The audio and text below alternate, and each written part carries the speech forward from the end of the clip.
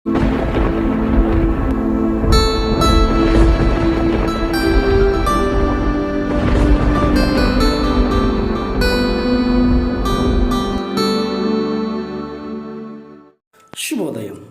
Global బెతేనియా Calvary ministry తరపున ఈ ఉదయకాల సమయంలో మరొక్కసారి మీ అందరితో కూడా కలుసుకుని దేవుని యొక్క పరిశుద్ధమైన మాటలు ధ్యానించుటకును దేవుడు నాకు ఇచ్చిన మధురమైన అవకాశమును బట్టి నేను దేవునికి ప్రత్యేకమైన వందనాలు తెలియచేసుకుంటూ ఉన్నాను.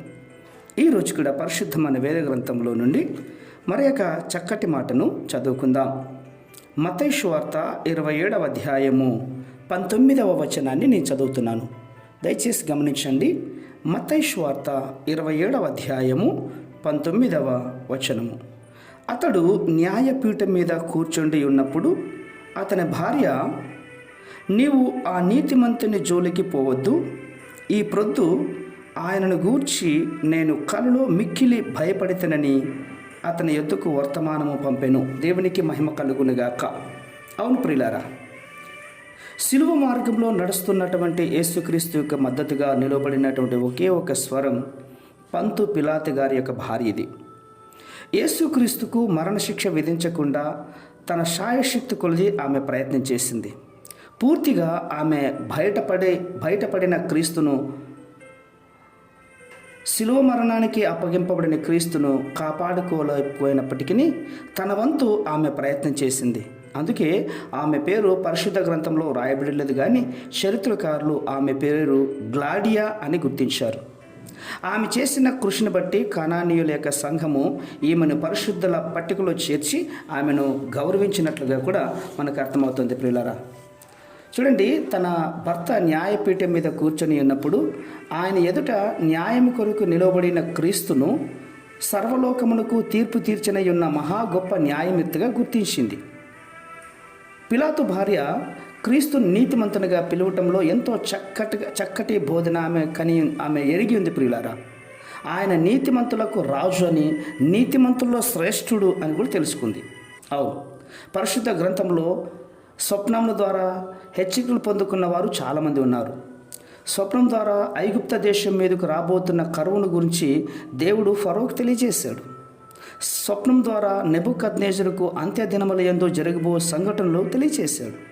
స్వప్నం ద్వారా యేసేపుతో దేవుడు మాట్లాడి శిశువుని, తల్లిని హేరోదు చేతిలో నుండి తప్పించాడు. ఆ ప్రకారంగానే పంతు పిలాతు యొక్క భార్యకు ప్రభువారు స్వప్నం ద్వారా యేసుక్రీస్తు నీతిమంతుడు అని తెలియపరిచింది. ప్రియులారా, చూసారా, స్వప్నం ద్వారా దేవుని యొక్క హెచ్చరికను పొందిన పంతు పిలాతు భార్య క్రీస్తు నిర్దోషి అని తెలుసుకుంది. ఆయన నీతిమంతుడు అని కూడా తెలుసుకుంది.